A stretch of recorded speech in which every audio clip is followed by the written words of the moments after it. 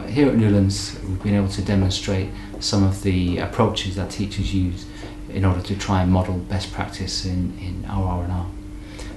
When I started to discuss with teachers how that might be, their preferred model was through using P4C, or Philosophy for Children, and they felt that was a really good way of being able to demonstrate some of the things that we do here.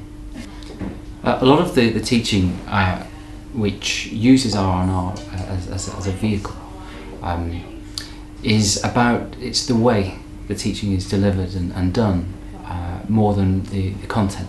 And sometimes there'll be really explicit content related to our R&R. There'll be some units, for example, on global learning, or a recent unit on Nelson Mandela, which fits perfectly into some R&R theme.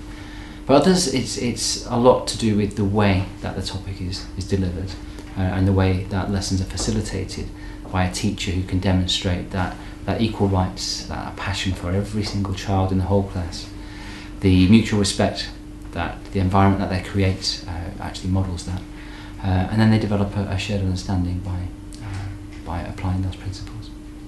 Right. A little regroup before I ask you to decide on your favourite question. Let's share some of the nice juicy questions that you've come up with so far. And we're thinking about those big ones that we like to have a bit of a debate about, don't we? We like to have a bit of an argument because we see different points of view. Sean? Why don't people share their money equally with each other? Oh. In this picture? Yeah. Is money shared equally? It's difficult to sometimes paint the picture of what a school feels like on a day-to-day basis just from a head teacher's report, or from data always online, or whatever it is, whatever tool we're using to demonstrate that to governors. Today we had a governor that was part of the lessons, observing what was taking place, and then at the end of that just offering support and challenge through questioning to try and get a picture and a sense of not only what was taking place and how was it taking place, but also why was the teacher really doing it in the way that they were.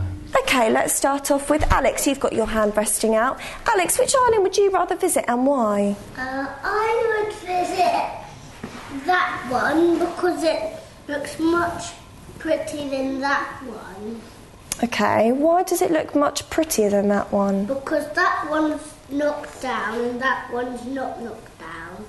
Okay. Right, now what I want you to do is, Alex has come up with a really, really good point there, okay? And I want you to start thinking about whether you agree with what Alex has said or whether you disagree with what Alex has said, okay? And I want you to use these words, which we do use in circle time, and tell me, I agree with Alex because, or I disagree with Alex because, okay? So I want you to start thinking about that.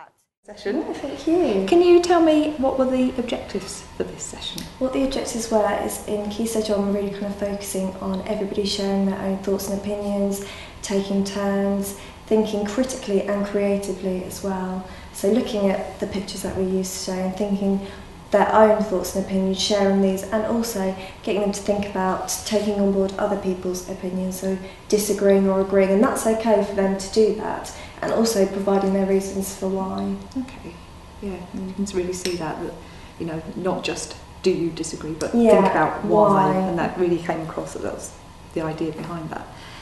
Can you tell me about your role in the session and how you see, you know, Okay. facilitating that?